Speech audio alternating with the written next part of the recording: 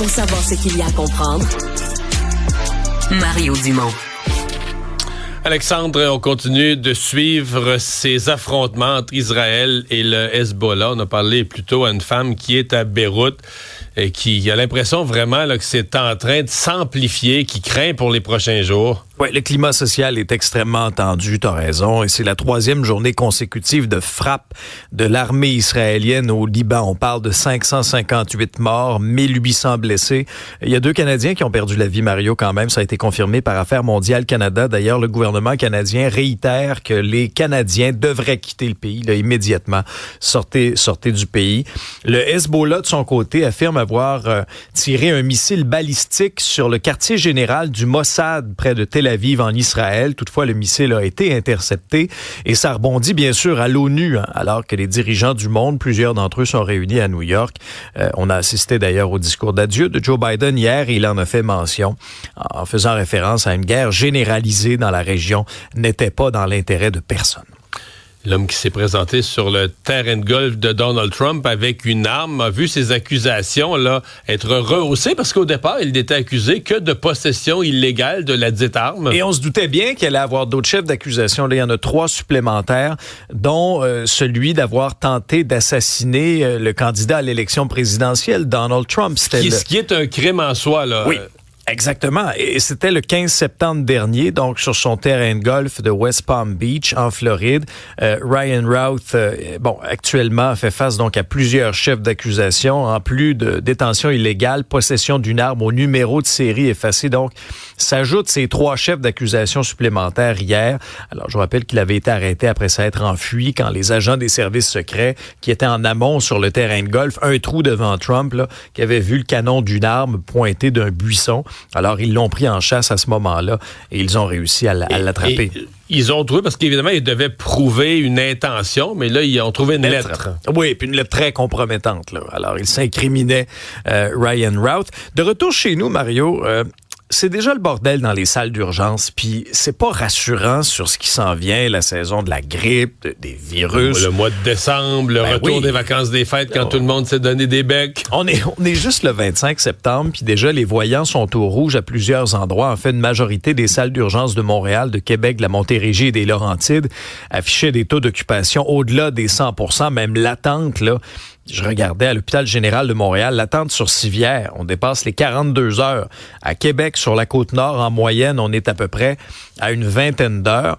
Et ce qui cause problème à bien des endroits, c'est que les hôpitaux ont trop de gens qui n'ont pas nécessairement d'affaires là. C'est-à-dire qu'eux attendent une place en centre d'hébergement, en CHSLD, et là, ils occupent des lits sur les étages. Et en date, là, selon les plus récents chiffres du ministère de la Santé, il y aurait plus de 700 patients à l'hôpital qui attendent une place en CHSLD, plus de 300 pour la réadaptation. Ça occupe des lits. Et on a une discussion sur l'austérité, mais si on regarde évoluer le nombre de fonctionnaires, on semble pas être trop dans l'austérité. C'était une des promesses de François Legault, réduire la taille de l'État. Eh bien, c'est un échec. La taille de l'État québécois a atteint un nouveau sommet sous le gouvernement Legault. 78 836 fonctionnaires équivalents temps complet. C'est 10 200 de plus que lorsqu'il est arrivé au pouvoir en 2018. Pourquoi? C'est comme n'importe quoi, c'est la faute des demandeurs d'asile. Ça, c'est comme l'excuse par excellence du gouvernement Legault. Les classes de francisation également, mais posez-vous la question, est-ce que vous avez des meilleurs services? Quand vous appelez à l'impôt, ça répond-tu plus vite? Quand vous allez à l'hôpital, êtes-vous soigné plus vite? Mais moi, ce qui me fait capoter, c'est qu'on diffuse ces chiffres-là dans le journal. Mais à l'Assemblée nationale, t'écoutes les partis d'opposition, puis ils crient l'austérité, ça n'a pas de bon sens, on coupe partout, on coupe les dépenses, on coupe dans l'État. Aïe, aïe, aïe. Comme contribuable, tu sais plus trop où te situer, parce que quand le nombre de fonctionnaires augmente, c'est comme si ça, c'est normal. Si t'en coupes un, là, c'est l'austérité, c'est les coupures, c'est l'enfer. Enfin, ça a l'air à rien que c'est un bar, cette affaire-là. Isabelle, tu nous parles de quoi, là? D'émerveillement, de vivre le moment présent, d'émerveillement? Oui. Est-ce que ça vous arrive dans votre quotidien, justement, de prendre le temps? À quel moment vous vous êtes arrêté pour vous dire, ouais, ce que je vis, ce que je vois, là, c'est le fun, faut que j'en profite, faut pas que je regarde ce que j'ai fait hier, ni ce qui s'en vient demain. Tu sais, je vis le ici, maintenant, là. Est-ce que vous avez tendance à le faire? Puis c'est quand la dernière fois que vous l'avez fait? Ouais, pas dans le quotidien quand je travaille, là. T'es pas émerveillé ce matin, Mario? Oui, tous les matins quand je vois. Oui.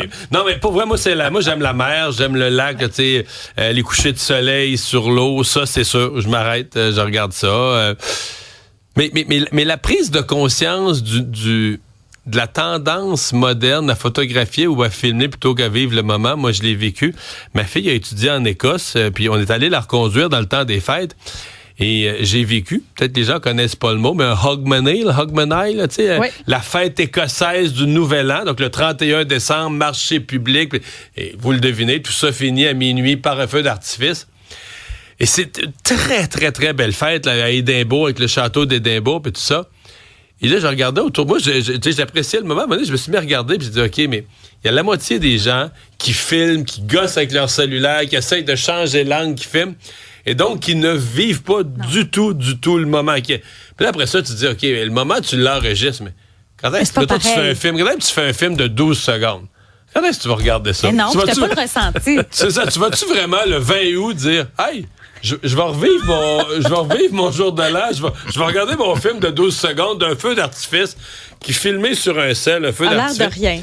Fait que, et on dirait que ce moment-là m'a fait, depuis ce temps-là, je prends moins de photos dans des moments, de dire non, regarde, je vais le vivre, là, c'est ça, puis je n'aurai pas de souvenir, mais le souvenir va être dans ma tête, tant pis, j'aurai pas de photos. Mais c'est vrai que si l'émotion, de toute façon, est forte, tu vas l'imprégner, là, tu vas t'en rappeler si tu as vécu quelque chose. Toi, Alex? Moi, j'en ai déjà parlé. Je suis quelqu'un qui est très rancunier. Donc, je vis un peu dans le passé. On s'en va dans l'émerveillement, là. Oui, attends, tu vas voir.